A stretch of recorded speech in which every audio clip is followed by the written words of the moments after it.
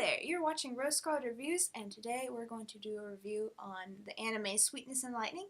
And if you've watched any of the reviews on our channel before, you might know that I recently did a first impression on this anime, and so I've watched it and written a review on it, and so now we're kind of ready to bring this whole process full circle. And so let's get started. Kohei Inuzuka is your main character, and he is trying his very best to provide for his daughter, but he's a single father, and so there's a lot of things that he can't give her that a mother would have been able to do a whole lot easier. And one of those things is home-cooked meals.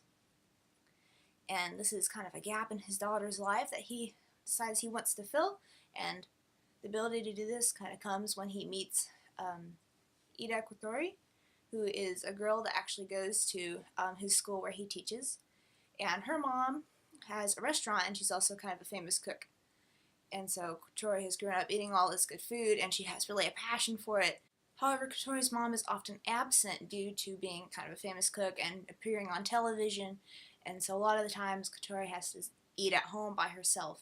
And so to kind of fill the needs of like both of the families, she invites Kohei and his daughter Tsumugi to come to the restaurant where they will learn to cook together and then eat the meals that they have cooked together. So it's kind of a win-win deal for both. Kohei learns how to cook and is able to provide good food for his daughter, and then Kotori gets kind of some human companionship. Kohei's a little bit bland in my opinion. I mean, you can really tell that he loves his daughter, and that's just really cool to see. And then also you can see that he's kind of enjoying to learning how to cook, and he's enjoying making food. But other than those two things, you don't really know a lot about him personally, like his personality, his likes or dislikes. Just kind of all your information about him starts and ends in like the show. You know that his wife passed away recently, but you don't know really a whole lot of like what his life was like before that. And so that just kind of makes him sort of dry as a character and not as like vibrant and unique as some. However, Tsumugi definitely makes up for that fact, and she is a fun, rambunctious little tyke. She's about to enter into preschool, and she really enjoys doing things with her friends, and she's a young enough kid that she sees like all people as her friend. So she hasn't figured out, oh, I'm just going to hang with my crowd, like my age group. She's like, no, I like my dad, I like Tori, and I like Tori's friends, and I like my dad's friends, and I like my kids at preschool, and I like my teacher. And so she's just kind of at that age where everything is fun and new, and she also enjoys kind of learning to cook and helping. Even though she can't really help a whole lot, she still makes an effort, and they try and include her in their preparations. Tori is kind of a foodie. She grew up with her mom's cooking, and so she's just really likes eating food and trying different foods. She does help out in the preparation process, but not as much. She kind of tends to avoid things with knives, and sort of like a little incident is hinted at, but it never really shows up. So that was something that I was kind of like, I wish they could have fleshed that out a little bit more. This anime is a slice of life, and that is not a bad thing.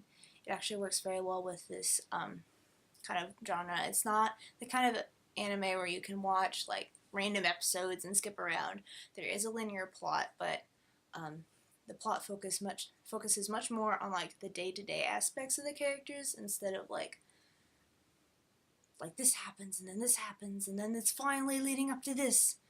It's just kind of like each episode there's like kind of a problem that they have to overcome, and usually a food that they're focusing on making that usually helps fix that problem, and then at the end of the episode they all eat the food and everything's better. So it doesn't give you the large amounts of heart-rending agony or joy or just tension as some animes do, but it's a little bit more calmer and relaxing kind of a setting. The show does come to a good stopping point for the ending, and it definitely leaves room to grow. Just with it being a slice of life, the ending isn't quite as like distinct and clean cut as some shows. So it's like there's an episode and they're like, okay, this is the final episode, so we're going to tie up some of these strings that we've been threading through a little bit, but the rest we're just going to leave open, like there's might be another episode tomorrow, except there's not because the season's over. I don't really have any red flags for this show.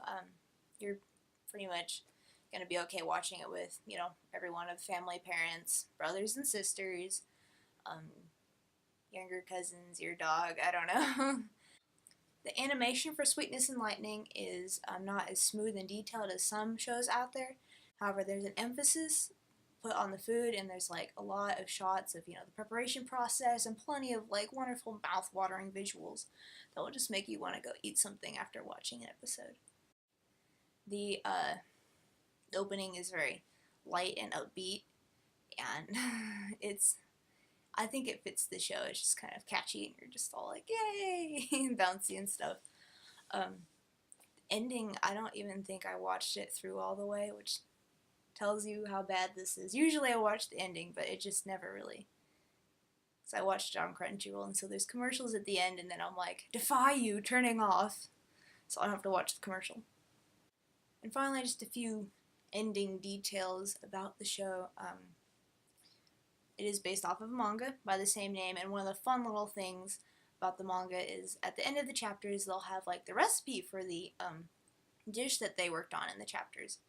And so if you want, you can like try it out. So kind of in keeping with that tradition, in the comments section below, I will be including my own personal recipe for fried rice. And this is my personal recipe because I wrote it, so there.